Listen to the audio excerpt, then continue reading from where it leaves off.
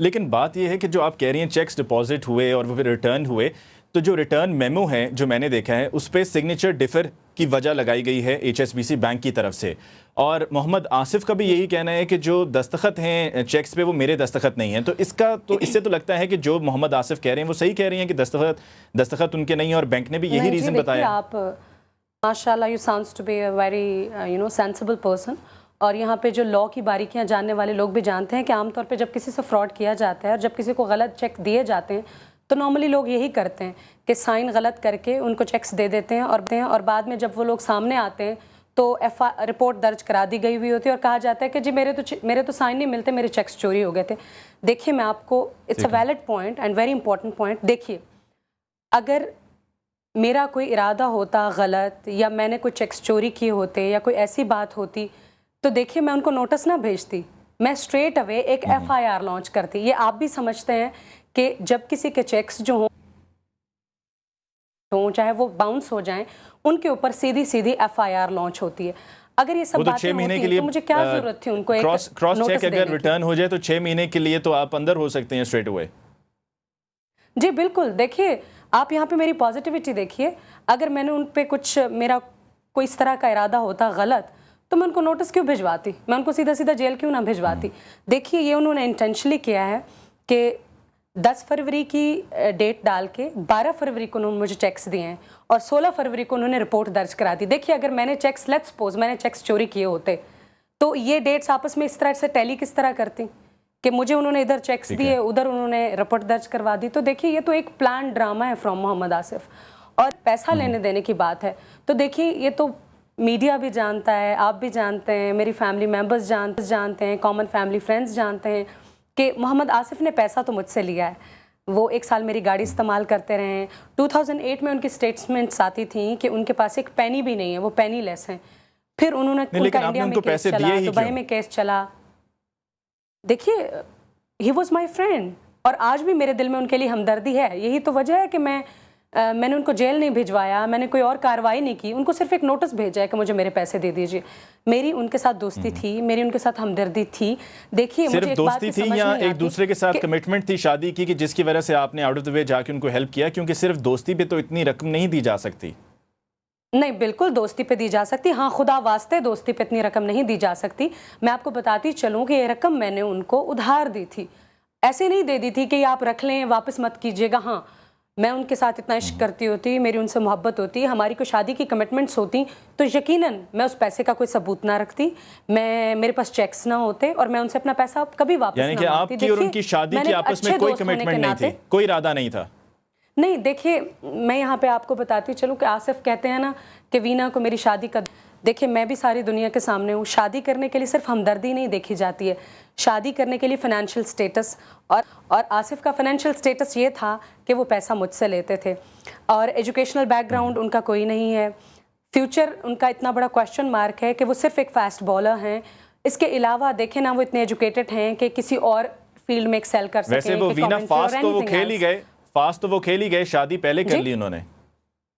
Fast تو وہ کھیل ہی گئے، شادی پہلے کر لی انہوں نے. دیکھیے شادی کا was not my agenda from the very first day. آپ اس بات کو اپنے دماغ سے نکال کیوں نہیں دیتے؟ دیکھیے اگر شادی کا ایجنڈا ہوتا تو شادی تو انہوں نے 2 مارچ کو کی ہے، میں نے تو پہلا نوٹس ان کو 20 فروری کو بھیجا تھا اور چیکس انہوں نے مجھے 10 فروری کو دیے. اگر شادی کا ایجنڈا ہوتا یا کوئی اس طرح کی بات ہوتی تو ہمارے معاملات 2 مارچ کے بعد سامنے آتے.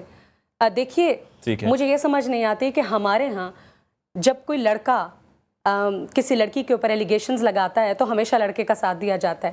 جب شوبز کی کوئی لڑکی، آپ یہ ایکسیپٹ کیوں نہیں کرتے کہ شوبز کی کوئی لڑکی بھی کسی کو ہیلپ کر سکتی ہے، سپورٹ کر سکتی ہے؟ آخر ہماری یہ مینٹالٹی کب بدلے گی؟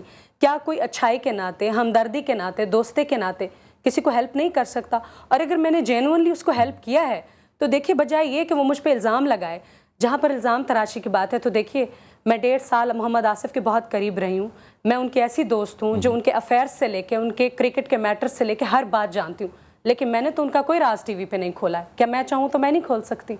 لیکن دیکھیے یہی بتائیے بھی آپ نے کہا کہ محمد آصف کا فائنینشیل سٹیٹس بھی کوئی اتنا اچھا نہیں تھا اور فیوچر بھی ٹھیک تھا، کرکٹ کھیل رہے تھے اور مستقبل میں کیا ہونا تھا یہ بھی کسی کو کچھ معلوم نہیں. تو کیا آپ جب شادی کریں گی تو کسی ایک ایسے شخص سے کریں گی جس کا فائنینشیل سٹیٹس بہت اچھا ہوگا؟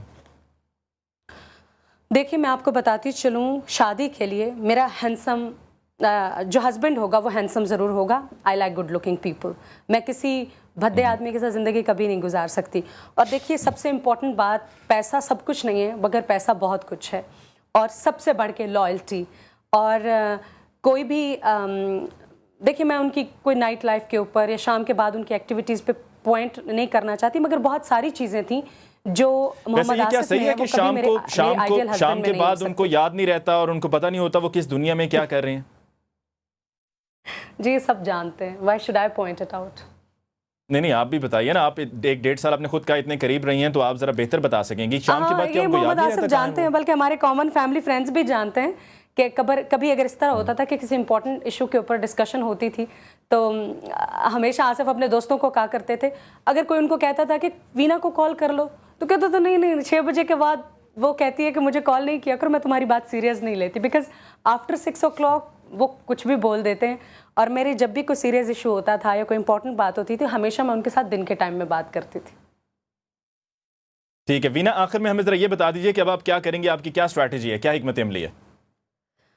देखिए सबसे पहले मुझे बहुत सदमा लगा, शौक लगा कि मोहम्मद आसिफ ने क्लियरली डिनाई कर दिया. अगर वो पहले पॉइंट पे मुझसे गेम खेलने जा रहे थे और उन्होंने मुझे गलत चेक्स ही देने थे और इन द एंड मीडिया में ये सब कुछ कहना था, तो वो मेरे साथ बैठ के चीज़ें सॉर्ट आउट कर लेते. और आज भी मेरी ऑप्शंस खुली हैं कि आप बैठ के मेरे साथ मामलात हल कीजिए.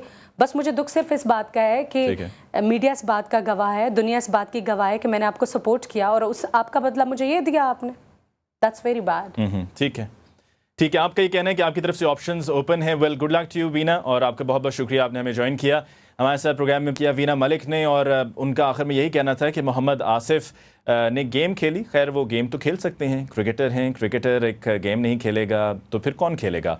इसके साथ ही आज के प्रोग्राम का वक्त खत्म हुआ चाहता है. इंशाल्लाह पाकिस्तान आज रात के साथ आपकी खिदमत में कल फिर हाजिर होंगे. तब तक के लिए मुझे अली मुमताज़ को पाकिस्तान आज रात की टीम के हमरा दीजिए इजाज़त. जाते जाते हमारा ईमेल एड्रेस par@cnbcpakistan.com. अपना और अपने घर वालों का ख्याल रखिएगा, मुस्कुराते रहिएगा, मुस्कुराहटें बिखेरते रहिएगा. अल्लाह निगहबान. पाकिस्तान जिंदाबाद.